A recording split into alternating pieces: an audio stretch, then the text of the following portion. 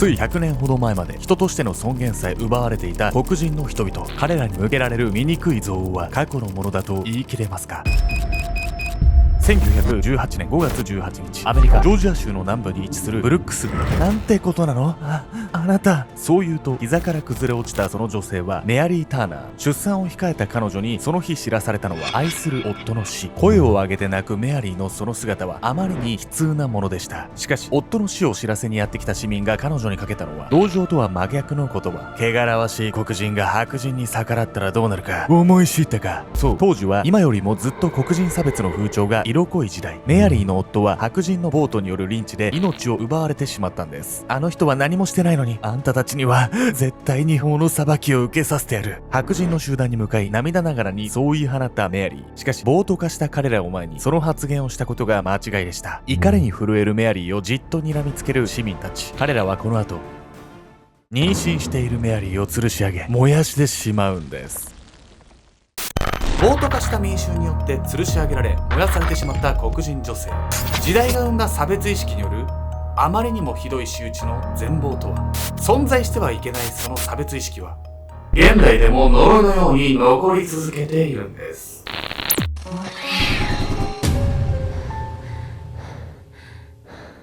おそす、さっきまでライブ配信してたから二人ともお酒飲んでちょっと顔赤えかもしれない説を唱えているケンちゃんです。恥ずかしい。闇闇子です。酔っ払ってんじゃん。ごめんね、みんな。よし。お綺麗なんで大丈夫です。今回は世界にはびこる闇シリーズ第3回目でご紹介するのはアメリカ黒人差別の闇です。主軸となる話は今から約100年前、白人による黒人虐殺事件。現代でも黒人差別を象徴する事件として語り継がれているものなんです。今となっては黒人差別ダメとか、むしろ時代遅れみたいな話だけど、ふとした瞬間に忘れちゃうというか、知らないうちに偏見って持っちゃってるものだから、防ぐためにも忘れないためにもね、みんなに聞いてほしいわね。今日の話をきっかけに黒人差別の歴史に興味持ってもらったりとか、そういったことを考えるきっかけになる動画になったら僕らも嬉しいですよね。今回の事件はですね、人間っていうのは自分が正しいと思い込んだら本当に正しい判断ができなくなってしまうっていうのを象徴する事件なんです。とある出来事から暴徒化してしまった白人たち。彼らは一体何をきっかけに暴走し始めたんでしょうか。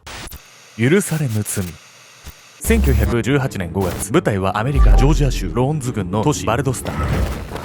黒人を探せ、この辺にいるはずだ。何重にも重なって響くおびただしい数の足音。街は数百人からなる白人の群衆で溢れ返っていました。怒りをあらわに血眼になって何者かの行方を追っている彼ら。路地裏にはそんな群衆の様子を物陰から覗く一人の男性の姿が。くそ、俺はこれからどうすれば。不安げにそう漏らした黒人男性はシドニー・ジョンソン。彼が白人の群衆に追い回される日々はもう2週間になろうとしていました。この数日ろくに飯も食えてねえ。こんなんじゃどこまで逃げ切れるか。そうやって意識も朦朧とする中、路地に座り込んだシドニー。するとそこにまるで救世主かのように一人の黒人男性がやってくるんです。そこの人、すまないがパンと水をくれないか。白人たちに追われててもう何日も食ってないんだ。シドニーがそう頼むと黒人男性はにっこりと笑ってうなずき、彼を自宅へ招き入れてくれたんです。数百人追い回されるって何をやらかしたのこのシドニーって男。それについては後々明らかになるんです。さてね、黒人の仲間にかくまってもらい安堵していたシドニーなんですけれども、実はそうやってね、かくまってもらっていたことが運の尽きだったんです。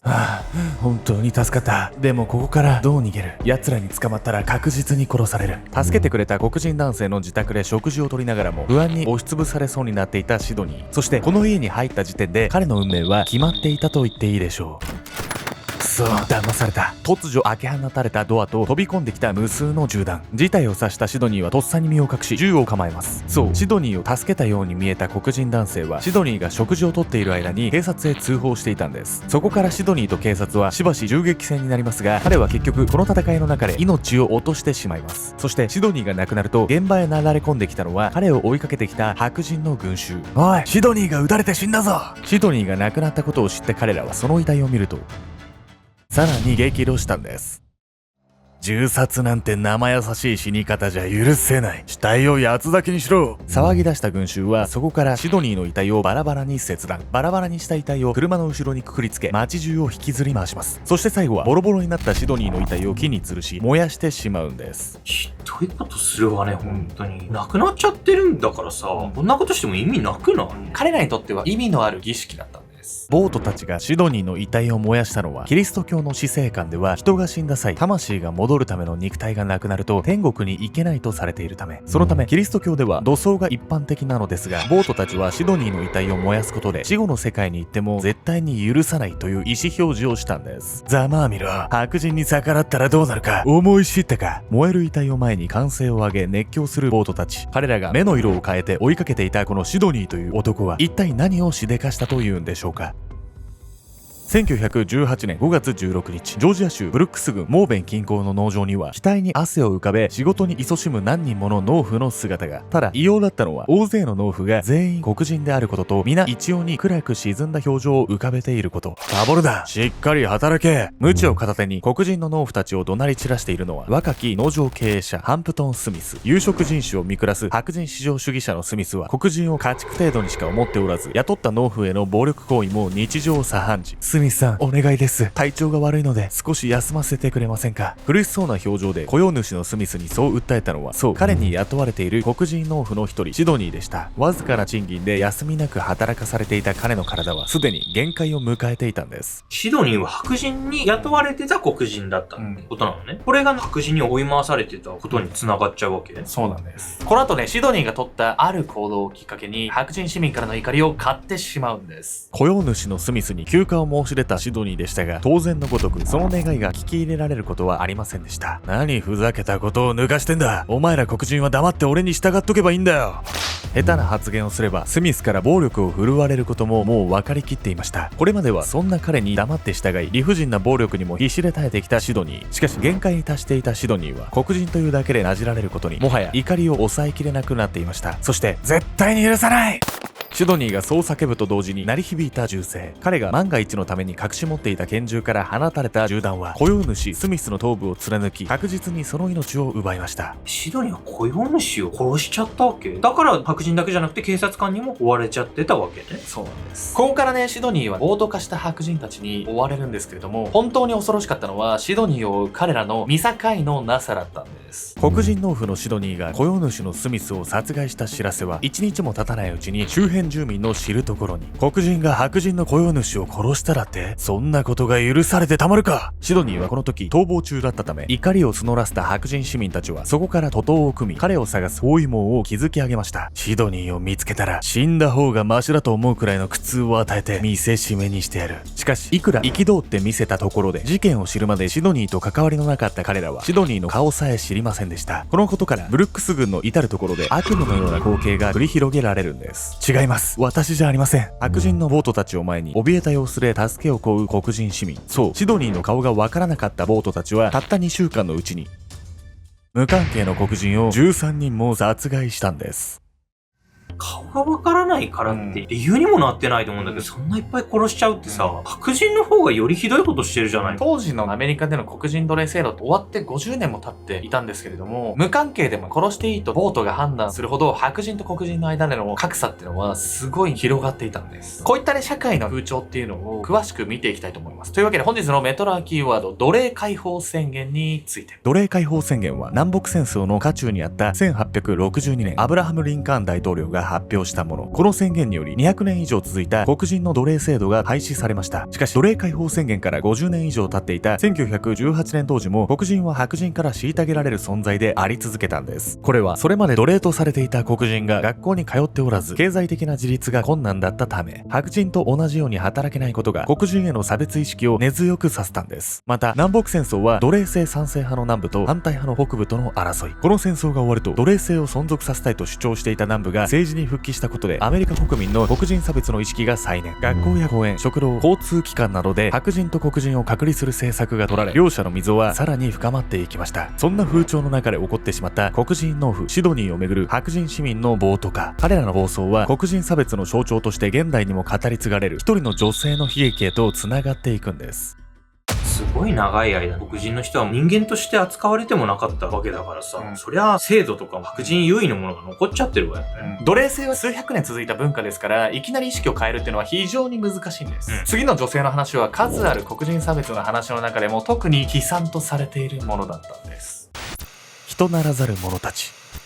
1918年5月、ジョージア州ブルックス郡モーベン近郊の民家では、一人の女性が仕事を終えて帰ってきた夫を迎え入れていました。今日はこの子のために靴下を編んだのよ。女の子かしら、男の子かしら、生まれるのが楽しみだわ。嬉しそうにそう話した女性の名はメアリー・ターナー。彼女のお腹には8ヶ月になる赤ちゃんが宿っていました。働き者の夫と2人の可愛い子供、そして時期に生まれてくる新しい命。黒人の一家であるメアリーの家族は決して裕福とは呼べませんでしたが、家族で笑い合うつつましやかなその日々に十分な幸せを感じていたんです。本当に楽しみだ。仕事は大変だけど、俺もこの子のために頑張るからな。メアリーの夫の勤め先は先ほど登場した黒人農夫シドニーと同じ農場。彼もまた白人雇用主の厳しい仕打ちに耐えながら必死に働いているうちの一人でした。シドニーと同じ農場で働いてたって聞いてめちゃくちゃ嫌な予感するわよ。メアリーの夫も同じ目に遭っちゃうんじゃないのこれ。お察しの通りなんです。この後ね、メアリーの元にあまりにも残酷な知らせが届いてしまうんです。それは1918年5月18日の昼頃。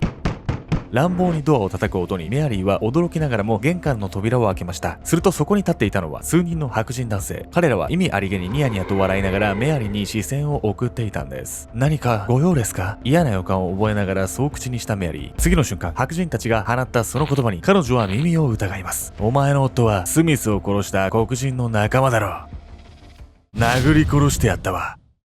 実のところメアリーの夫はこの日の朝、警察へ連行されていました。農場経営者のスミスが黒人農夫のシドニーに撃たれたのはこの2日前のこと。メアリーの夫は以前、雇用主のスミスといざこざを起こしたことがあったため、シドニーが逃走した後、殺人の容疑者にされていたんです。そしてメアリーの夫は拘置所から別の拘置所へ移される道中、白人のボートにさらわれ、なぶり殺されることに。どうして？あの人は何もしてないわ。悲痛に訴えるメアリーを前に、白人たちは楽しそうに笑うだけ。そしてメアリーは夫の死を嘲笑う彼らに対し、思わずこう口にしてしまうんです。絶対に法の裁きを受けさせてやる。黒人が白人を罰する。その言葉は白人市民たちを怯えさせるどころか、白人至上主義者である彼らの神経を逆なですることにしかなりませんでした。白人に逆らったらどうなるか教えてやるよ。1918年5月19日の正午。やめて、こんなこと。神は絶対にお許しにならないわ。ジョージア州ブルックス郡とローンズ郡をまたぐ橋のたもとには、メアリーの悲痛な叫び声が響いていた。この前日、夫を殺害した白人ボートたちを訴えると責め立てた彼女。すると、ボートたちは一度出直し、数百人を連れてメアリーの自宅を襲撃しにやってきた。メアリーは危険を察知し、逃走していたが、妊娠している彼女がボートに捕まるのは時間の問題だった。散々に暴行を加えられたメアリーはすでに息も絶え絶えの状態。ボートたちはそんな彼女の足を縛るとそのまま木に吊るし上げた。黒人風情が生意気な口を聞いた罰だ。力なくぶら下がるメアリーに向かい、聞くに絶えない暴言を吐くボートたち。そして次の瞬間、メアリーに浴びせかけられたその液体はガソリンだった。火をつけられたメアリーの体はみるみるうちに全身焼けただれていた。ボートたちはその後、メアリーの腹部を切り裂き、生まれてくるはずだった子供の命さえも奪ってしまうんです。さらにメアリーが亡くなった後もなお、遺体に数百発の弾丸を撃ち込んだボートたち。歯止めが効かなくなった彼らの凶行は、同じ人間であることを疑うほどに凄惨なものだったんです。アルゴメトリーでさ、殺人犯の話聞くたびに理解できない、私には分からないと思うけど、数百人が共通の人を殺したいっていう認識を持ってたわけでしょ。それってめちゃくちゃ怖くない？そういう差別意識とかっていうのもね、時として人を化け物に変えてしまうんだなっていうことだと思うんですよ。無実の人にね、ここまでひどい仕打ちができちゃうわけですからね。結局メアリーをリンチした数百人のボートたちは、その中の誰一人として裁かれることはありませんでした。事件の後、危険を感じてブルックス郡周辺から逃げ出した黒人の数は実に500人。そんな彼らに対しても、ボートたちは逃げた奴は殺すと脅迫をし始める始末。こうして事件はその余波も含め、20世紀初頭の黒人差別の風潮を象徴する出来事として歴史に刻まれることに。そして事件からおよそ100年が経った現代でも、その傷跡は呪いのように残り続けているんです。2010年5月15日に建てられたメアリーの記念碑に、なんと1年も経たないうちに何者かによって複数の銃弾が撃ち込まれていたんです。この前年には初の黒人大統領バラク・オバマ氏が就任しており、20世紀初頭とは価値観も大きく変わっているはずのアメリカ国民たち。しかし未だ数百人のボートに1人の妊婦が惨殺されたメアリーの事件を侮辱する人間は確かに存在しているんです。本来なら肌の色だけで人の価値を決めつけるその考え方こそ真に軽蔑されるべき行動。人が安易に他人を見下さない社会は一体いつになったら実現されるのでしょうか。